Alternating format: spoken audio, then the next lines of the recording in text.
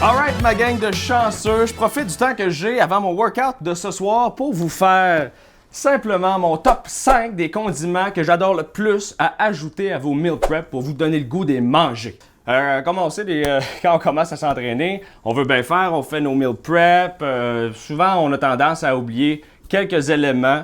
Puis on veut bien faire, hein, on veut juste bien manger. Fait qu'habituellement, on associe bien manger avec peu de saveur et peu de plaisir. Mais je vais vous montrer aujourd'hui qu'il y a moyen d'avoir du fun en mangeant. Donc j'ai trouvé avec le temps quelques trucs bien sympathiques que je veux partager avec vous aujourd'hui. Donc on va faire le top 5.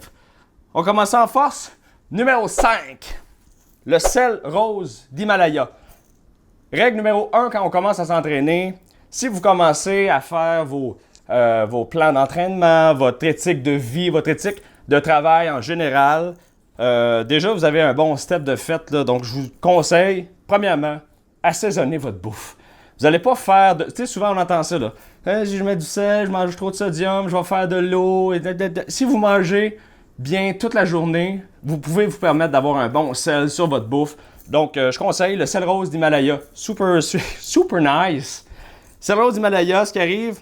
c'est un sel un petit peu plus, c'est un petit peu moins raffiné, donc c'est un sel plus naturel. Et c'est un sel qui contient des oligo-éléments de base. On fera peut-être un petit vidéo sur le sel rose, parce qu'il y a beaucoup de choses à dire là-dessus.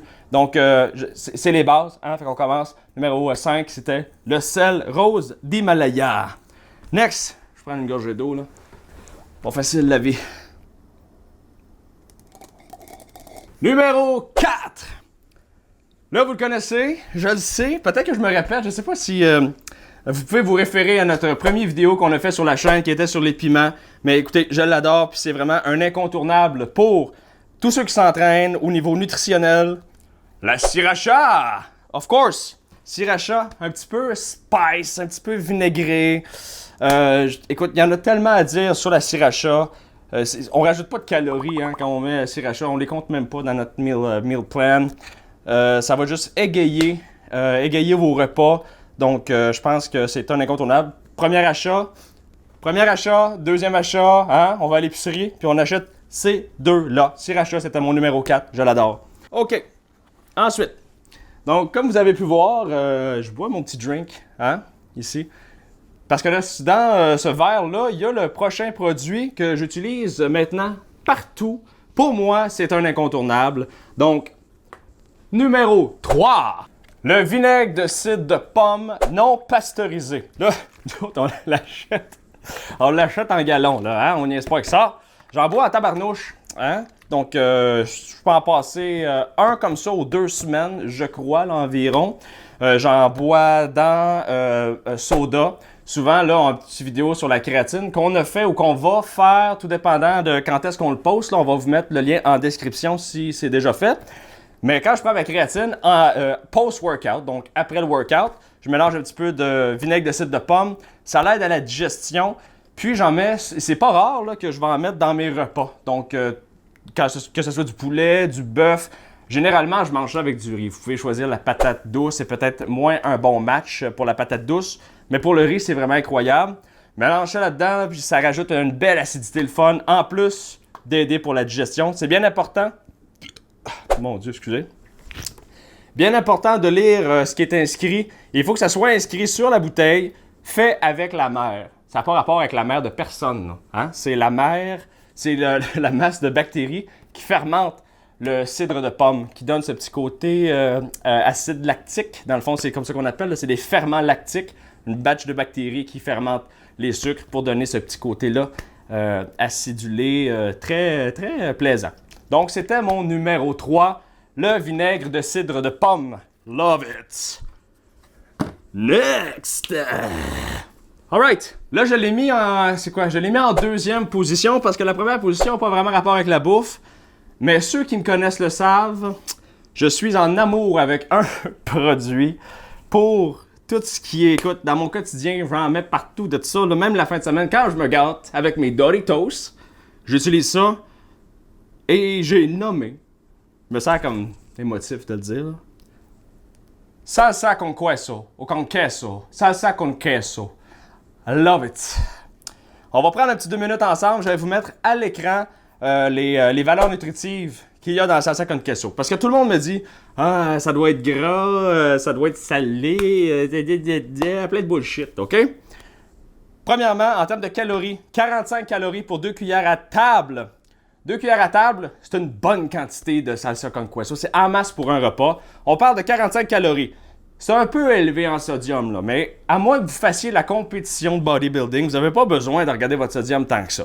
Donc, sodium 290 mg, oui, c'est notable, là, mais écoute, on passe outre. Hein? On jette pas notre dévolu sur ça. Jeter son dévolu. D'accord. Ensuite, bon, les ingrédients, on les lira ensemble, là, mais c'est principalement du Monterey Jack. Donc, l'ingrédient principal, c'est de l'eau. Ensuite, du lait écrémé, hein, skim milk en anglais.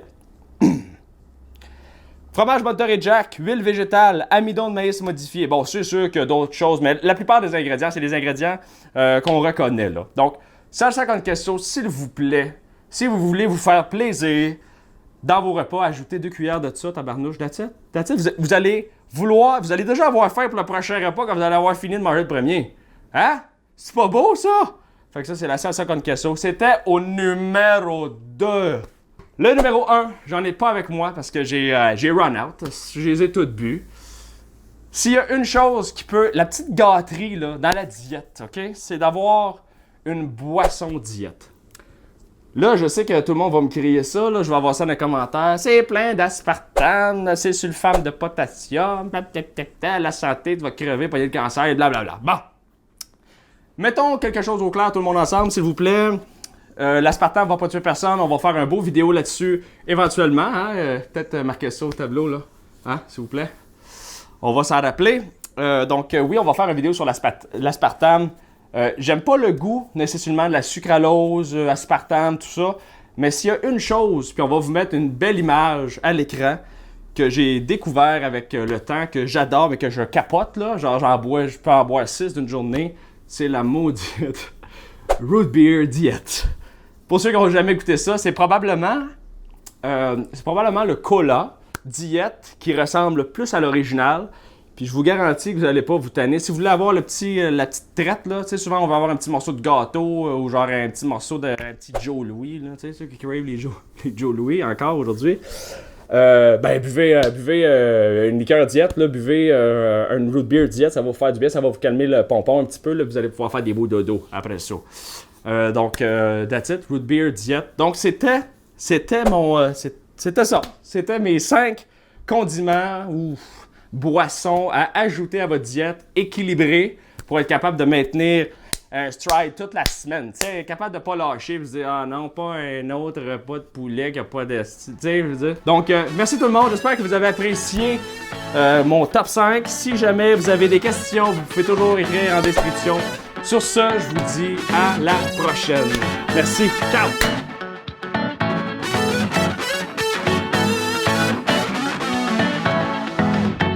A little drink, baby.